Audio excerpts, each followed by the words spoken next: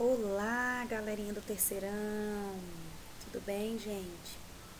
Bem, hoje nós vamos dar continuidade à nossa apostila, nosso primeiro tema, né, que é transformações dos jogos e dos esportes, tá bom? Vamos lá, vamos dar continuidade. E aí nós temos um tema, criando alternativas para a convivência das práticas corporais.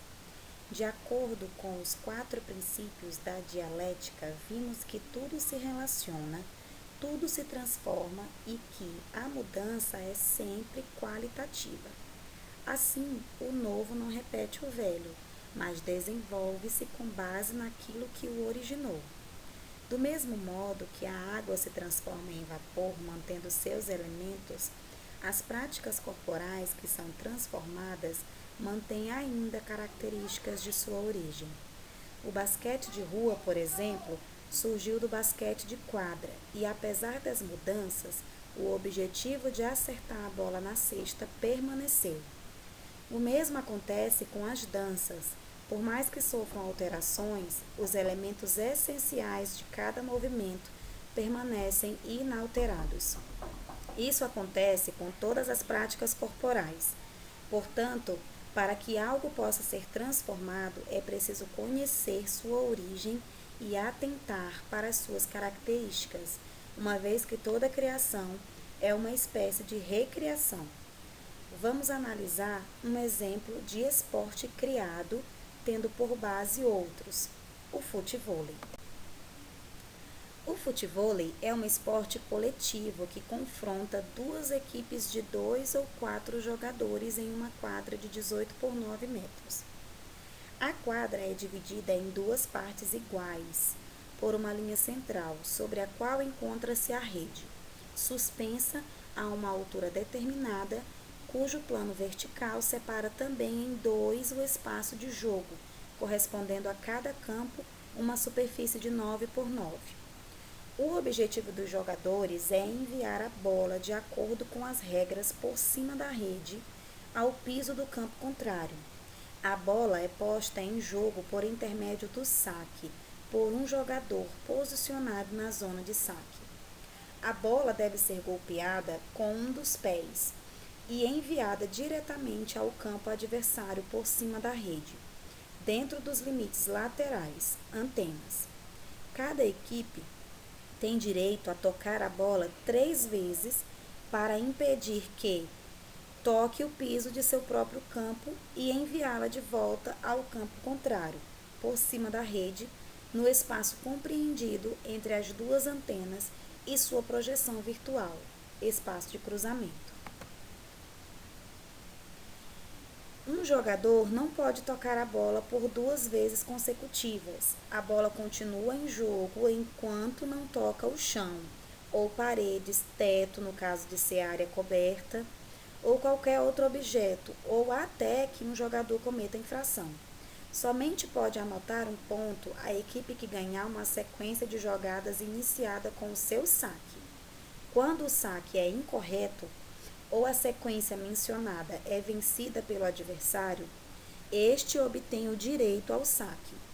A equipe que atingir 15 ou 12 pontos, e no caso de empate até o penúltimo ponto, a que fizer 2 pontos de vantagem, ou ainda a que marcar mais ponto quando for em tempo cronometrado, vence um set. Aí, eu botei uma observação porque tem uma atividade para ser realizada, tá? A confecção de um novo jogo. No quadro vem dizendo todas as informações da atividade, tá bom? Eu peço que vocês façam, tá? E se possível, mandem a foto para mim no meu privado, tá bom? Por que é preciso transformar os esportes na escola? É um outro tema, né? Conhecer os elementos que compõem uma prática corporal nos permite reorganizá-los e transformá-los de acordo com os interesses do grupo. Mas por que precisamos criar alternativas para a vivência das práticas corporais? Já falamos a respeito das necessidades que fazem com que os esportes sejam alterados e recriados na aula anterior, né? Tais como a influência da mídia, do clima, das transformações urbanas e da tecnologia. E na escola, as práticas corporais são realizadas da mesma forma que em grandes eventos e competições? Nós sabemos que não, né? Aqui nós temos duas imagens. Uma de uma grande competição, né? De um evento grande. E aqui de uma atividade realizada na escola, com alunos, né? E nós sabemos que não é a mesma coisa.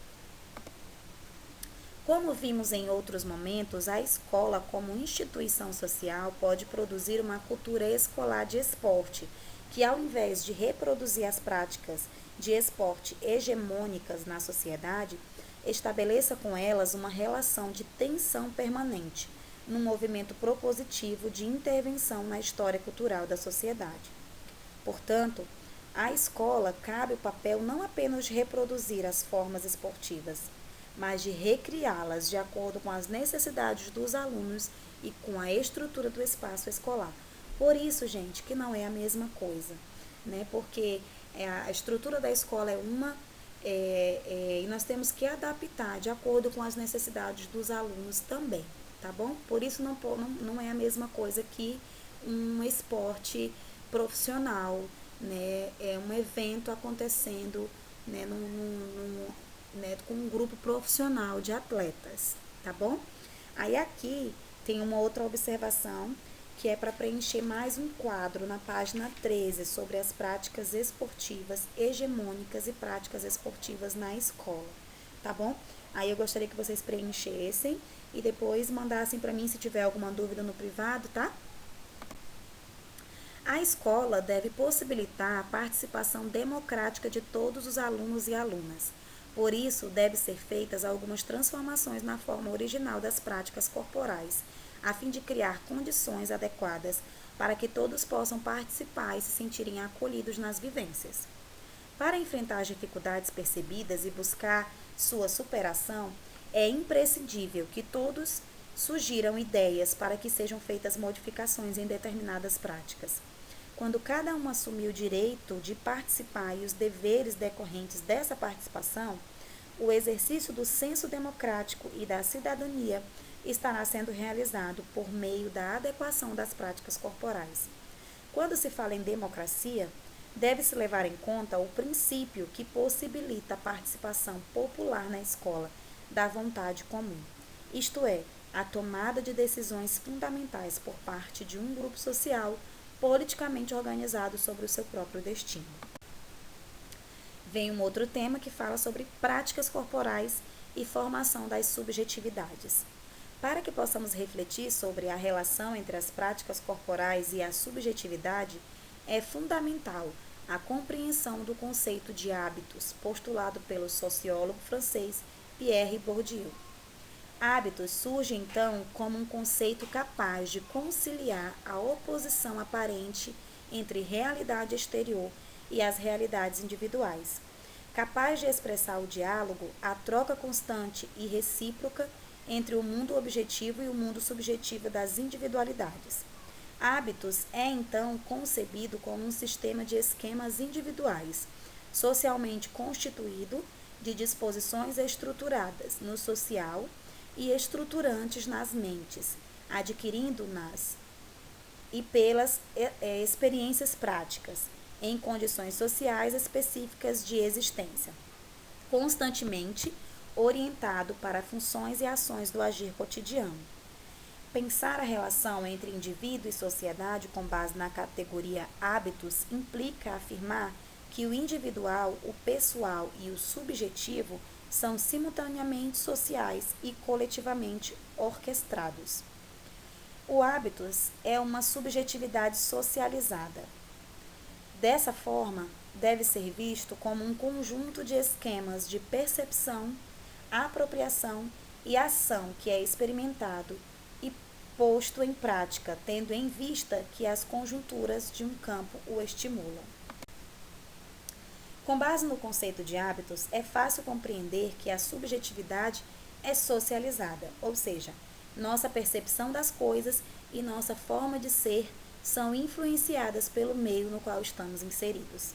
Assim como nossas escolhas são mediadas pela sociedade na qual vivemos, nosso corpo é moldado pela relação que estabelecemos com o meio. O corpo, incluindo as manifestações corporais, revela nossas escolhas, as quais se refletem na forma como nos portamos e nos movimentamos. Desse modo, o esquema corporal traz consigo as marcas do pertencimento a determinado grupo social. Subjetividades, grupos e violência. O caso dos hooligans. Faz parte da formação das subjetividades o sentimento de pertencer a um grupo. As pessoas tendem a se relacionar com outras que têm os mesmos gostos e interesses, sejam musicais, esportivos, religiosos, entre outros. Porém, é um problema quando algum grupo, por conta das suas características e gostos, tenta impor-se em relação a outros cujos interesses são diferentes. Nesse momento, muitas vezes, o respeito em relação ao outro é esquecido e casos de violência são registrados. Os hooligans, grupos de torcedores violentos presentes em diversas torcidas na Europa, além de defender seus times de futebol, incorporam outros preconceitos ligados à política e à religião. Por conta disso, sua presença nos estádios de futebol é algo que preocupa os organizadores das partidas e campeonatos. No Brasil, também conhecemos inúmeros casos de violência causados pela disputa no futebol. Em nome de seus times, muitos torcedores envolvem-se em situações extremamente violentas, chegando à morte. A formação de grupos sempre foi importante para a humanidade, desde os tempos em que implicava a sobrevivência até os dias atuais, em que é essencial para a socialização e superação do individualismo. Todavia, é preciso que haja respeito entre os diferentes grupos, priorizando uma convivência harmônica, sem que nenhum grupo imponha sua opinião aos outros.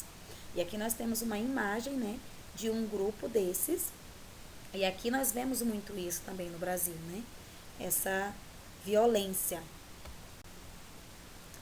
E aí nós temos uma atividade de conclusão desse tema, né, estudado nas páginas 17 e 18. Eu peço que vocês realizem essa atividade, depois eu vou passar as respostas corretas, tá bom, para vocês.